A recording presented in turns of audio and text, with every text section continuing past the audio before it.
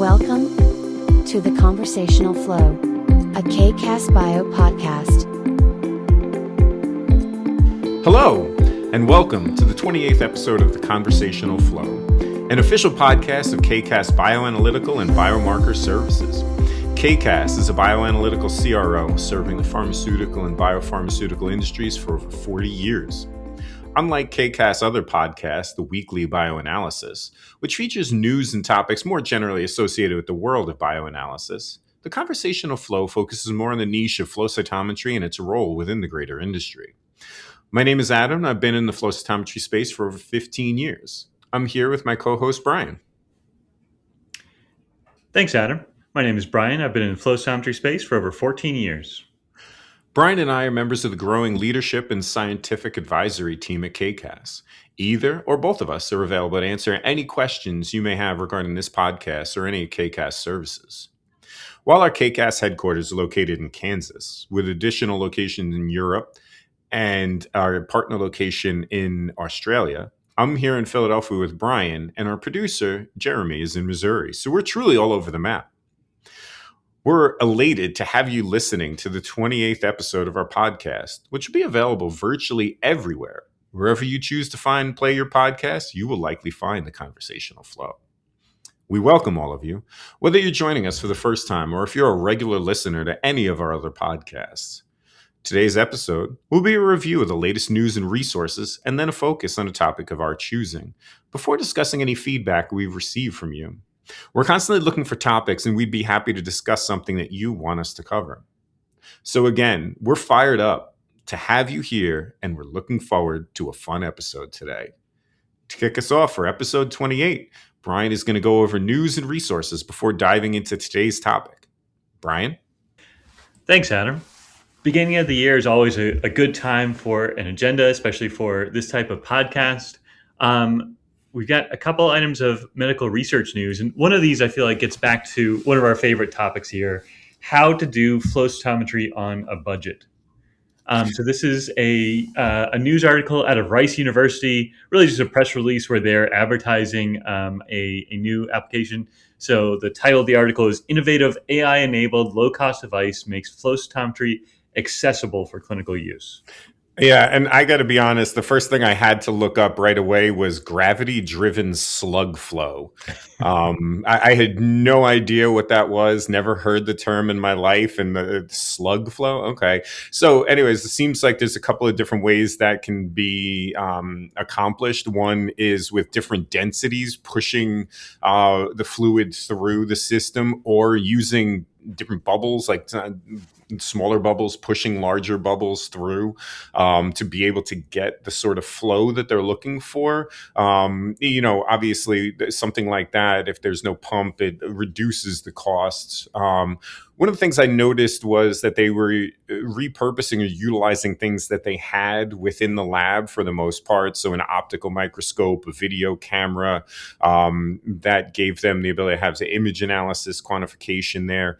But it's interesting that we're talking about this as a low-cost flow cytometry device. And so I'm curious as to your perspective here.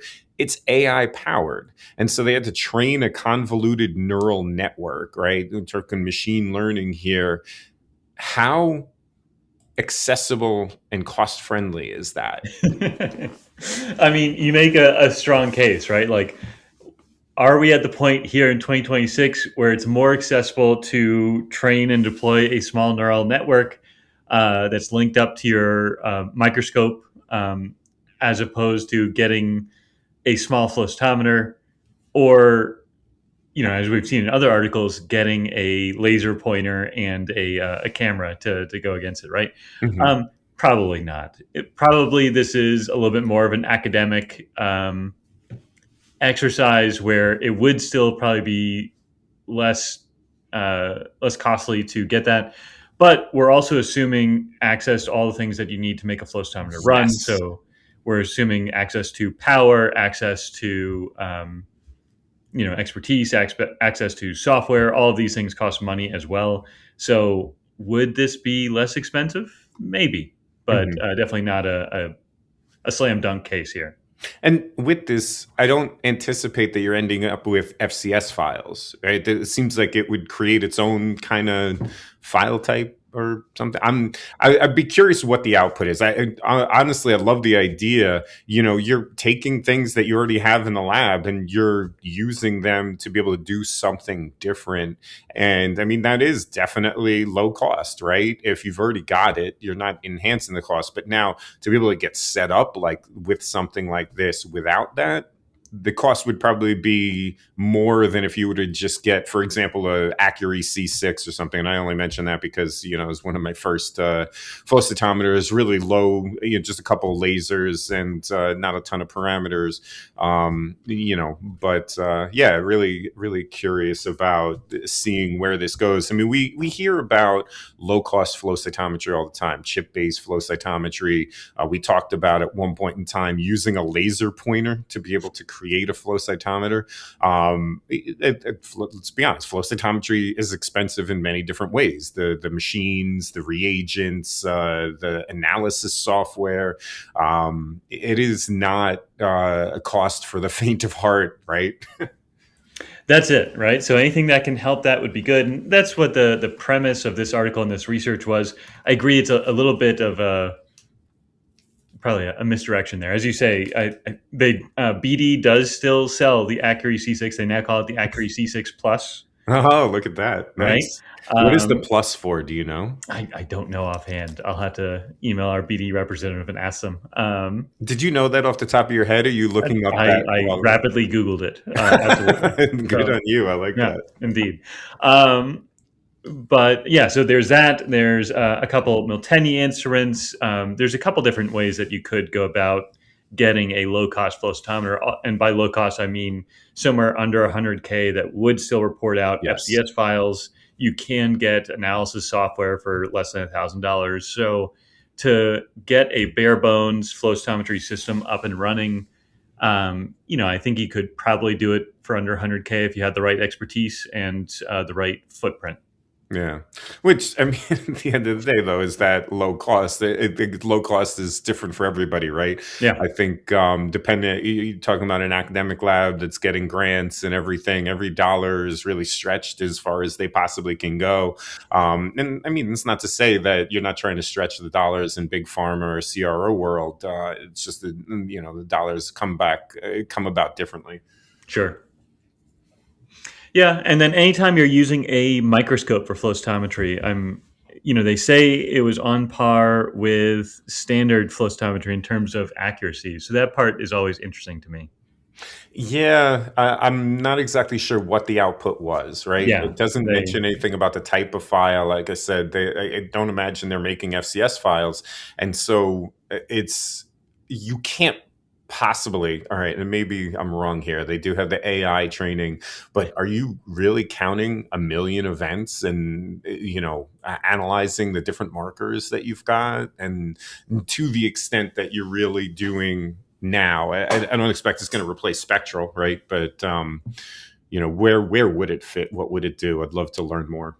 Yeah, absolutely. And, this is the same type of understanding that you can get from ghost cytometry or some of the other techniques where you're getting high resolution images of cells and then able to parse out information from them. So yeah, maybe it's just the same thing coming at it from a different perspective, but we will see. Add it into the list with the laser pointer of things to keep an eye on. I think it seems a little bit more plausible than a laser pointer, but yes, your point is well taken. Yeah. So then Article 2 is definitely on the other end of that spectrum, where here BD and the University of Pennsylvania, just down the street, actually friend of the show, Allie Greenplate, who's on an episode of our podcast a few months or years ago, has announced a collaboration together with BD to do some standardized flow cytometry, standardized high parameter flow cytometry on a large number of patient samples. Yeah, so they're using the A8 cell analyzer from BD, right? We've talked about this. Not only is it doing flow cytometry, but it's also doing real-time cell imaging, which, we've gone back and forth. what does the industry want? How much of a request is that among clients right now, especially with clinical trials, right? I say this as a kind of separate from the article you have here. For the article you have here, it's going to provide a lot of data, right? You're doing 1,000 patient immunology study, really profiling the immune system. And so getting that additional benefit of the real-time cell imaging is fantastic. On top of that, I love, they're doing the dried high parameter panels, specifically the BD Horizon Chroma, looking at phosphorylation markers and, pairing the knowledge base that they have at UPenn with the expertise and instrumentation and reagents from BD, and then utilizing that real-time cell imaging. You're pulling in a great deal of info. I think this is set to be a really fantastic effort. But what are your thoughts? I mean, right now, from the conversations we've had on real-time cell imaging, and where does that fit in your mind for clinical trials? Well, I think this is exactly what BD and the other manufacturers need to do to be able to demonstrate this, right? Like right now, no one wants to be the first to jump in because that means it's expensive. Yeah. And then you've got to do a bunch of legwork to validate what you're seeing and show that it's important and show utility and things like this. Whereas in this case, they're basically going on a fishing trip and saying, we've got this cool technology. We've got people that know how to use it. We're going to analyze 1,000 patients and then be able to understand what it means and what it doesn't mean. And the ability to just go around and generate that type of data. Hopefully they make it public in some way. I don't know. But to have that sort of background information will be extremely useful in telling people what it could be used for and what it could not be used for as well. Yeah. Your point about it, whether it be public or not, I feel like putting this out in a press release would almost necessitate at least some portion of it being public. But you're right, it may or may not be. Who knows? It is a lot of work, so certainly respect that. I mean, come on. There's the same thing with Spectral, where do you want to be the first person? Still learning a lot on Spectral, right? We've been involved with discussions on reference controls and how often those need to be done, and it's just various things that have been evolving over time. Do you do additional compensation on samples and things of that nature? So with this is a real-time cell imaging. What are we taking from it? What do we expect? And so I think this will, to your point, and it's obvious why BD is involved. It helps them really demonstrate the use case for companies to go out and purchase the A8. That's it. The A8, but also their 30 color panel, all the things that they are currently selling. So definitely an interesting study that will yield a lot of results that I'm sure people will pay close attention to, and an interesting setup overall for this collaboration. So we'll make sure to report back on what comes out. And, it's interesting you mentioned all the things that they sell, right? For me, the A8 isn't what jumps out, right? I need to be sold on what additional information we're getting in clinical trials. We've gone back and forth on this a lot, but I love seeing the Chroma solution, the dried high parameter panels, is something that I think is really important for standardization. It really takes an additional variable out of the equation, especially when you're talking about multi-site. And so for me, that's what kind of I'm really interested in. Not that I see that as kind of changing any data or anything like that. They do show on the site how that's comparable to the liquid master mixes. But I think the utility there kind of speaks for itself. Absolutely, right? You can think about a 1,000 patient study as essentially similar to a longitudinal clinical trial where you're not going to be able to run all 1,000 samples on one day. So you have to run in many, many batches, and the ability to compare and draw conclusions between those batches is essential. So how are you able to do that, reduce variability throughout the process as much as you can. And they've done that on the pre-analytical front, definitely by having these dried solutions, which are a good way to do it. Yeah. Now you were talking about business. I think the next step is to switch over to investments, right? Yeah, and of course, the biggest biotech event of the year is conveniently at the beginning of the year. So J.P. Morgan is the one that everybody points to as a bellwether for M&A activity in the biotech sphere. We did have the 44th annual JPM conference in mid-January, which is why our wonderful producer did allow us to record the podcast a little bit later this year. So everyone went there, and a couple things came out of it. Some of the usual suspects, right? AI kept coming up, of course. The word cautious optimism kept coming up. I don't know if that's just the default setting for the conference or what, but that definitely kept coming up, and ongoing concerns about the patent cliff. You ended with the thing that, to me, I feel like you said about the other. Is this always the way it's presented? The cautious optimism.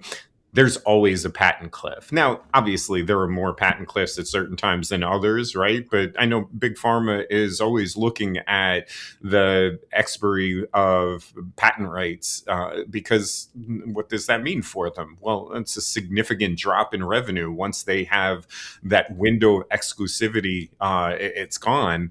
Then you have generics that can come in and take a large share of the market, especially too when you have the primary therapeutic is typically more expensive. Generics by nature typically much less expensive, and so people will tend to go that direction. But yeah, your point, I hear about this all the time.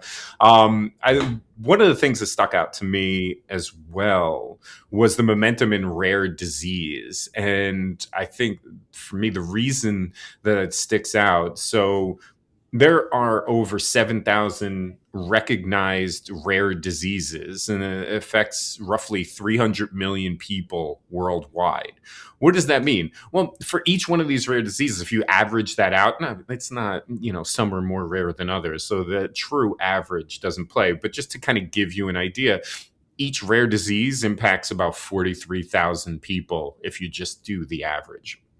And so why do I bring that up? Well, it goes back to the whole patent cliff and all of that, is the companies that make these therapies generally need some sort of return on investment to keep the lights on, right? That's why these businesses function. And so a lot of times rare diseases get passed over just because it's difficult to make a case for it to be at the very least profitable. And I hate to boil it down. Obviously, there's a human nature, certainly understand that. And there are patients that are involved, and those patients are not any less deserving than patients for more common diseases. It's just, the case for how do you get funding for such things. And so now seeing this momentum in this direction, I think is very important, because 300 million people is not a small number of people. It's covering a wide variety of different diseases. And so unless you have one single bullet that can take care of all of that, which is not currently the case, you got to think about how can you address these needs. So anyways, I talk a lot about that. Kind of curious about your take. Take on rare diseases or take on other pieces about the JPM conference? Either. Yeah. I think rare diseases went through a renaissance in the early 2020s at the same time as the COVID vaccine and things like that, when cell and gene therapy were really taking off. And that was a large focus. And also, I think there was the BioMarin story and a couple others. And definitely it got a lot of play there. I feel like it went through a lull, and now this is the resurgence or refocusing of that effort away from extremely expensive therapies, Yes. over 100,000 each, back to, all right, we've got therapies that treat something similar. Let's see how we can reposition our current therapies to address these rare diseases and, as you say, extend our patent cliff in another way for an asset we already have, but had to shelve for some other application for some reason. Yes. So from that standpoint, I think it's good. It's a good way to make sure that we make the most of medical research overall, and that these patients, as you say, suffering from rare diseases can still get some form of relief or treatment options added to their program. So definitely I see it as a win-win, both for the industry and the patients from that perspective. Yeah, I think the other thing that you brought up is the overall tone. And I don't know, I would love to look back at our podcast from last year when we covered this. But industry recovery to confidence is the note, right? And is that's a general feeling that people have. We're finally turning the corner. I know, as a company, we felt kind of the market shift. Interested in your thoughts there too. Yeah, if we look back at the last year's podcast, I imagine that I said the word cautious, or the phrase cautious optimism, at least 4 times, because I think that was the tone last year as well. People were excited for interest rate cuts and thought that would spur investment. They were not expecting as much, tax and regulatory changes. This year, I don't know if people are expecting as much of an interest rate change. They're expecting an end to tax and regulatory changes, but it remains to be seen. And I think that fewer deals were announced during this conference than last year. Now, deals don't get done in a day, so it doesn't really matter if one conference generates those deals. But if this is the bellwether, then that would point towards potentially less activity than last year within this space, at least. Wait. Hold on. Take a step back. Tell Yeah. me, when did you have shingles? This is important here. That was in spring of last year. Was it? It was like February or March, right? Yeah, somewhere around there. And you realize part of the reason I bring this up is because we had one piece of news in there about a shingles vaccine. The other piece of the news was that the deals had slowed, right? And we weren't seeing any. But then you commented that my agenda making, because that was me making the agenda, had caused you to have shingles. And then all of a sudden we saw the market have more deals. And so you're saying that at that point in time, when it had slowed, essentially there were still more deals than there are now? That is correct, at the JPM conference itself. Mm-hmm. Yeah. Interesting. Okay. Right. So you're saying I should prepare for an additional bout of shingles or something else, or? Well, I only did the paper this time. You did the news articles. All so right. The only thing that could go sideways, I think we're pretty good on the paper. So we picked kind of a seminal publication there. But I don't want to go too far afield. I thought it was important to note the difference from what it looked like last year and what it looked like this year. And yet we're still talking about, cautious optimism, which I certainly feel. I think that in some ways we're seeing changes in the way the big pharma are behaving as far as financing and clinical trials and things of that nature. And the big pharma does drive a lot of the science there, because they also drive a lot of where the money goes. That's it. Yeah, I think so. And I think that, with all the publicly reported CRO information, we saw a lot of increased bookings, increased revenue in Q4. So that bodes well for the next year. If people are signing on new studies, that means there should be a lot more work, which means there should be more drugs being developed. So we'll keep an eye on this and hopefully trend more towards the optimism than the caution part of that phrase. Mm-hmm. To move on to our next investment story, we have a case of an AI company renaming away from AI, which is interesting. That's not the way that most things have been going, and renaming themselves to Proxima and raising $80 million. And so this is expansion of an AI-powered drug discovery platform. And what they're looking at is targeting undruggable diseases, essentially looking at protein-protein interaction. And so here, one of the ways that, in the past people look at were for protein-protein interaction, X-ray crystallography, right? And trying to look at the structure so that you can understand where things bind and everything. What we're trying to do with this is utilize AI to understand these interactions, the interactome, as it's called. And what they're talking about is less than 5% of that interactome has really been explored at this point in time.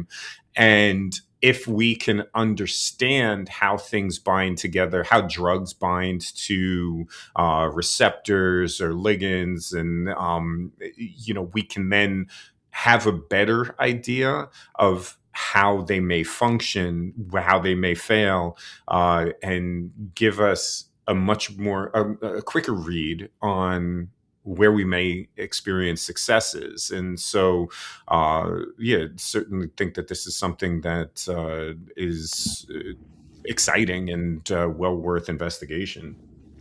That's it, right? And anything that is opening up previously undruggable targets is very exciting. We've talked on a couple of previous episodes about the importance of protein degraders and how they're opening up new therapeutic avenues.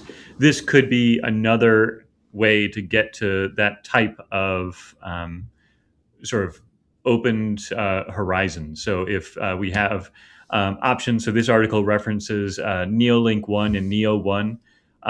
So if we have options there that bring these new targets into the druggable arena, then that's new patients or new diseases that could be impacted and benefited in some way.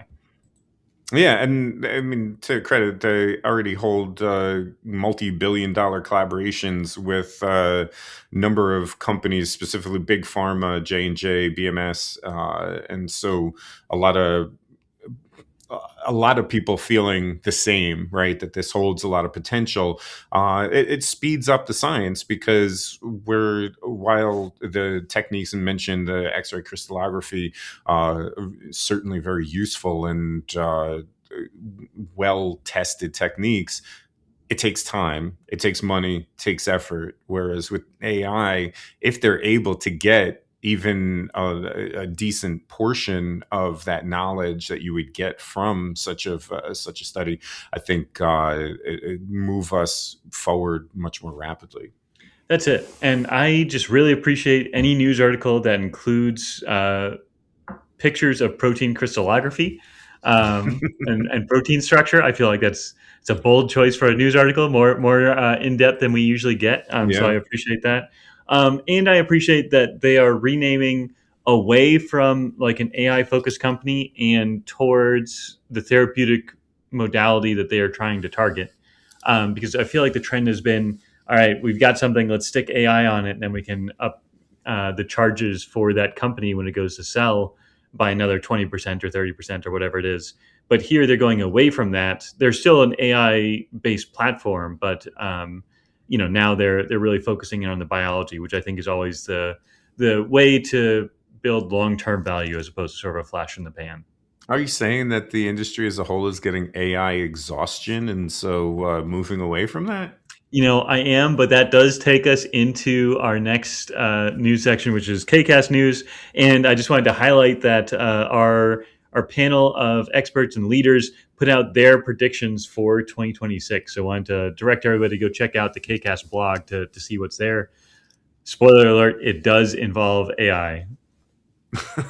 That's a shock. It's a shock. But I will say that the main statement about AI is that we are finally seeing it really start to deliver, right? So it is starting to do what we think it should do, and do so reliably, do so in a commercially relevant way. So we're just expecting it to continue popping up and continue being a focus of discussions throughout 2026. All right. Yeah, I'm definitely a good read. Certainly recommend. And then AI. And now I just realized I said certainly several times, so I'm going to try to withhold saying that again.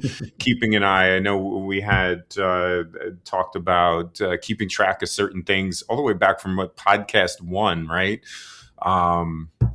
And we had stopped, but I do keep an eye on when I repeat things too often. So with that, let's talk about repeating. We've always got a paper of the month, and so why don't you kick off our paper here? Yeah. So this paper, as you mentioned, you found, and it's an oldie but a goodie, right? So the name of the paper is "Standardizing Immunophenotyping for the Human Immunology Project." It did come out in 2012. Yeah, and the author Holdenmaker is from Stanford. Is a professor of microbiology and immunology. Been all over the place. I would say, it's scientific advisory board for SciTech. Was a senior scientist for BD, as well as teaching at Stanford. Been part of the Human Immunophenotyping Consortium. So, an authority in this area. One of the other papers that had written as well was a model for harmonizing flow cytometry in clinical trials, which certainly is very relevant for us. Now, that paper came out in 2010, so had predated this paper. This one is looking more at the Human Immunology Project and really trying to understand the immune system, but how do we go about doing that? Right? It's pre the Immunology Project, and I thought it was relevant because it speaks to flow cytometry specifically and the gaps, like where can you find variation, and how can we limit these variables so that we get consistent data.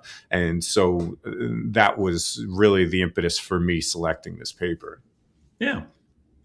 No, it's an excellent paper, and as you say, some of the all stars in flow cytometry that collaborated on it, and the Human Immunology Project is definitely a bold initiative. Do you want to read out the paper stats or give some background on the Human Immunology Project before we dive in? No, I think it would certainly be a good idea to go through. Sorry, I'm pulling it up slow. If you have it on your fingertips, why don't you go ahead with that? I was actually on a different section. I was going to go a different direction. Oh, okay. Yeah. So in terms of the Human Immunology Project, this was an effort really to understand, similar to the Human Genome Project, the extent and the function of the human immune system. And, potentially this was ahead of its time because back in 2012, they didn't really have the tools, but you could argue that the same could be said for the Human Genome Project. When they started that in the 90s, they really didn't have the high throughput sequencers that would have allowed that to be possible. And likewise, in 2012, they didn't have the spectral instruments that allow us to really understand the immunology landscape at a deep level like we do today. But the whole goal of it was to align the way that we report it, the way that we talk about it, so that just like the Human Genome Project, we can have a common map and a common way to build from a single knowledge structure, as opposed to haphazardly adding cell type names and different things like that. Well, these kind of efforts too are really cool because they enhance discovery not only of immunology, the immune system here, but the technology surrounding it to get to the goal. Like you said, the genome project. I mean, it accelerated the discovery of rapid sequencing, and because we had a need. If we would have just relied on the technology that was prevalent at the time that was initiated, we'd still be doing it. It would not have been completed. And it's kind of scary to think about now doing sequencing like it's nobody's business, right? I think some of the things too, and I'm pulling this from the other article that I had mentioned, standardizing for clinical trials, is some of the variations that you may not necessarily understand. Like, we never really talk about this when we set up clinical trials, but circadian variation, right? And so realistic, the timing of the day, timing of the month, how that may change frequency and functions of various lymphocyte subsets, also serum cytokine production. We try to minimize that impact by collecting it and looking at stability and understanding how these various markers and cytokine production, how that all changes over time. And so try to be in as consistent a window as we possibly can. And so it's one of those things that they talk about in this paper. And the key things here, the variables are reagents. We talk about this all the time, making sure that we have consistent reagents across the board for the study. And so we identify the catalog number. We make sure we have information on the lots in case one lot comes up that there's an issue down the line. Sample handling, as I was getting to, how long a sample is in flight, right? Because most of the time these samples have to be shipped from collection sites. And what kind of anticoagulant do you use? Because that may alter the markers. You want to make sure that you're using that consistently. Whether you process whole blood, do you process PBMCs? Do you cryopreserve? Do you use some sort of fixative? Then you've got instrument setup and data analysis. And so I know we've talked about those in various podcasts before. And so the paper goes through each one of these to try to identify ways that we can perform analysis of the immune system in a consistent way so that we're not introducing noise into the system. That's it, right? So how do we make sure that the signal that we are seeing, is not a brand new signal from from just a field technician maybe tweaking a laser, but instead a variation of biology that is novel and interesting and reveals something that could be a drug target, that could be a preventative medicine target, or something else. Mm-hmm. Yeah. And, it's one of the things too that sometimes is not thought about. You're trying to find the best sample matrix that you can for your study, get the best looking data. But there's always the issue, such as if you cryopreserve PBMCs, you're going to be reducing plasmablasts, DCs, more so than if you were just analyzing fresh whole blood or PBMCs fresh. And so trying to weigh in what is best for the study. If you're looking at plasmablasts and DCs, you probably don't want to be using cryopreserved PBMCs. That's it. Yeah. And, we know some things like that off the bat, where there's some populations that really need to be looked at fresh, that don't do well with cryopreservation. We try our level best to avoid anything around the lines of time of day collection or time of month collection. Like, that just becomes an absolute mess to then try to organize. Like, it's bad enough when we tell sponsors, be careful of Friday collections if you're too far away from the lab, because if it takes more than 24 hours for us to get the sample, then we might not be able to test it. Like then it becomes like a whole challenge. Can you imagine then telling sponsors they need to line up the enrollment time for their patient with a certain like time of the month, or like the clinical trial impact of that would be just massive. So my first experience with circadian rhythms was in college, my undergrad, but it wasn't even in a science course. I had to write a paper for an English class, and I chose a book that was focusing on circadian rhythms and learning about the impact those have on human nature. And it wasn't even specifically focusing on cell subtypes or anything like that. But as you can imagine, it very easily could shift things there. And so, well, how does that manifest itself? Well, many times clinical trials, the study leads don't want to lose samples. So if a sample does end up getting delayed in shipment, they may still want to have that analyzed. But then when they get the data, why does this look like an outlier? Why is that different than what we would have expected?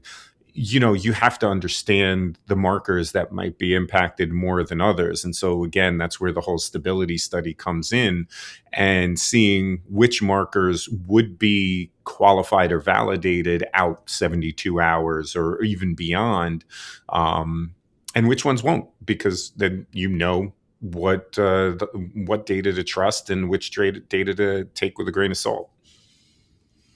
That's it, right? And then once it gets to the lab, as we've already remarked, using standardized reagents, right? We always come back to reagents at some point because it's just so critical. The amount of reagent that you put in or the amount of reagent that you stain with is critical. So as they're recommending here, having standardized panels in general, but then also going more towards dried panels.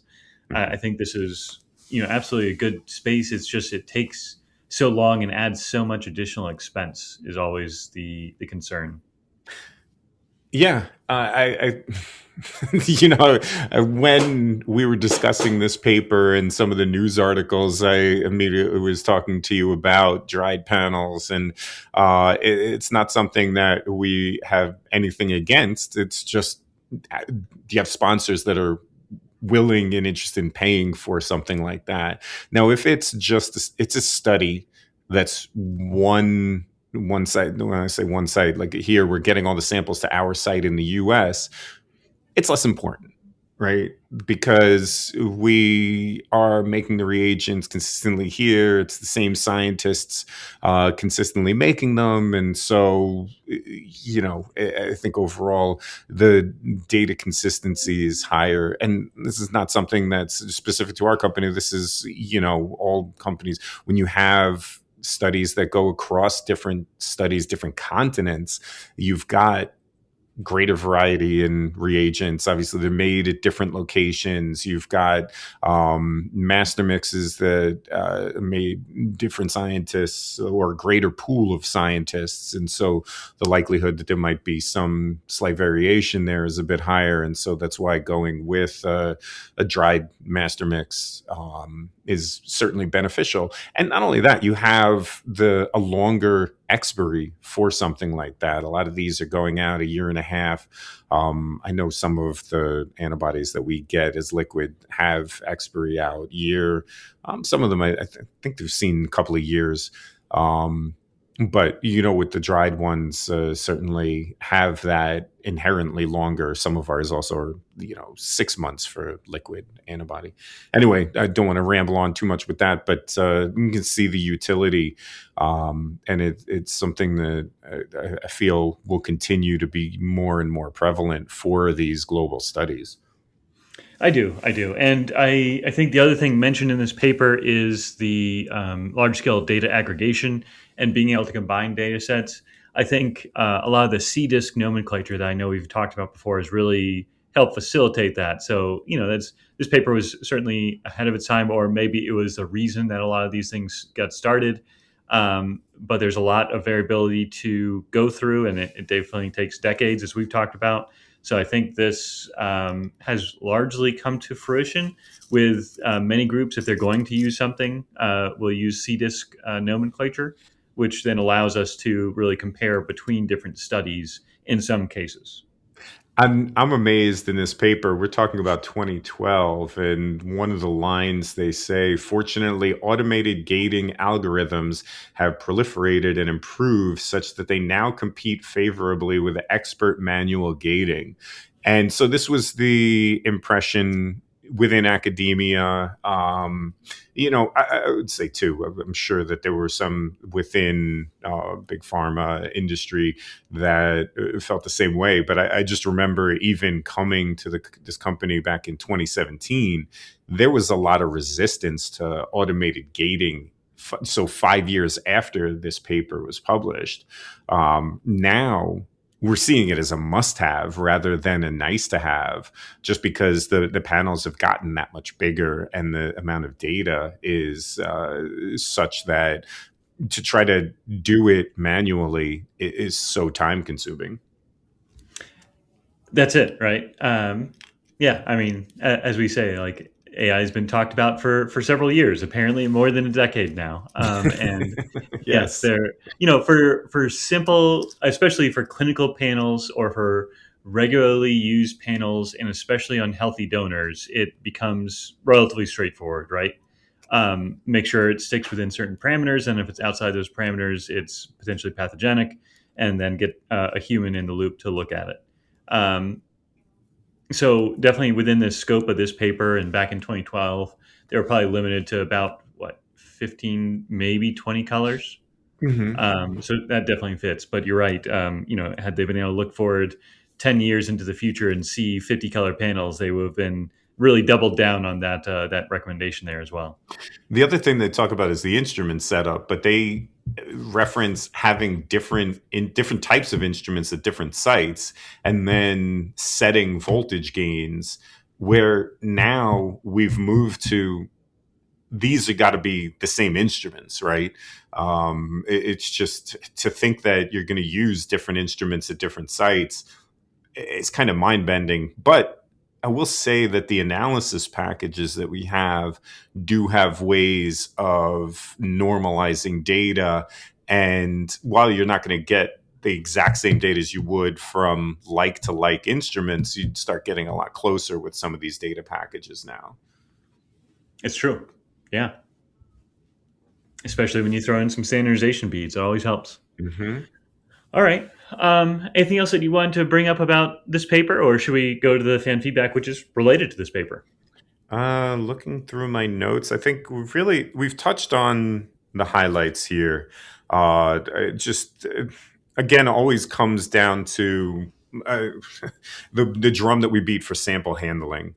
And I think that is one of the areas that still to this day, there's always going to be a touch of variability, because if you have to ship samples, you're beholden to the shipment, right? And we've got a snowstorm coming up this weekend. And so is there a possibility that some samples could get delayed because of that snowstorm? Yes, absolutely. And it can impact, even if the storm wasn't at our site where we're getting samples, it could be in the route to getting the samples to us and still may impact. And we see that.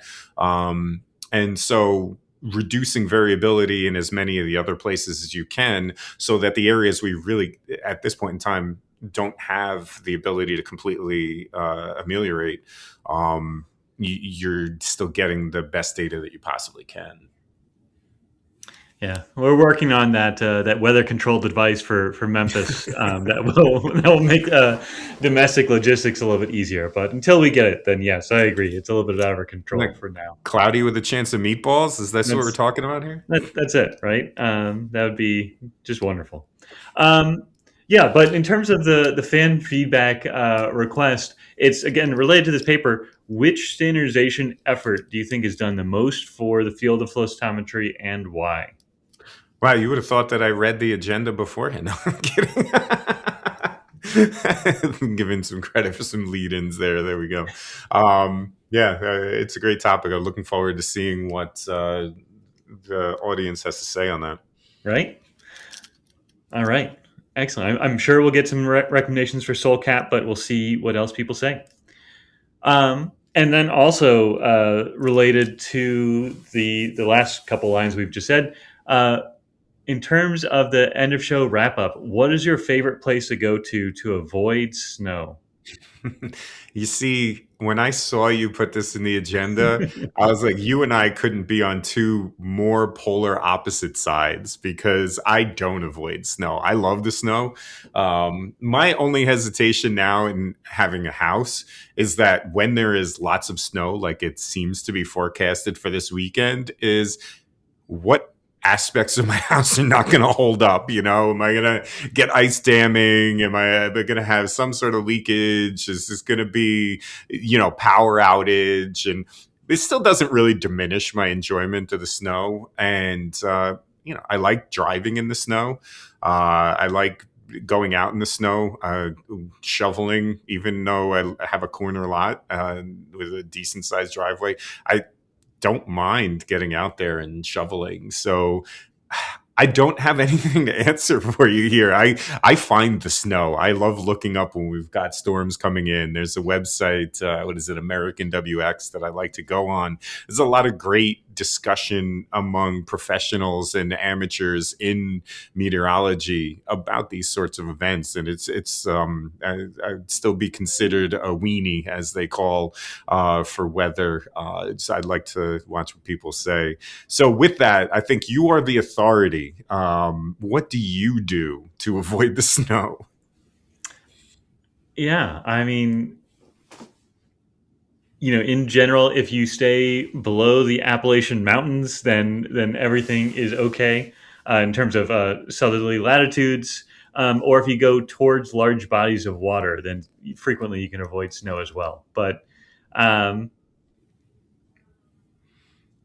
yeah, so I'll say staying right there in Georgia. Potentially Florida is even farther away from snow, and that may be the right way to go there. Are you guys potential for getting snow down in Georgia? I know you're up here in Philly right now, but if you were home, would you be getting part of this storm? It's supposed to be, I've heard, as far as like Tennessee and whatnot, but I thought I saw some maps where even Georgia might be getting some. Even Georgia might get some, so everybody's battening down the hatches. I think we've got 3 gallons of milk. I don't know what we're going to do with 3 gallons of milk, but 3 gallons of milk, a bunch of bread, and toilet paper, as is the common requirement. Yeah, so there might be a solid ice storm, but I don't think too much snow. We'll see. Yeah, well, fingers crossed for you that this isn't too painful a storm, that you're able to enjoy or at least be inside warm for the duration of it, if that's your preference. I brought snow boots. We're fine. We're good. Yeah, but hopefully our fans enjoyed the discussion today. Looking forward also to our February episode, where we'll bring in some folks from the ACIR team to join us and talk about immunology and the intersection between immunotherapy and flow cytometry. And thanks again for listening. Yeah, thank you, everyone. Take care.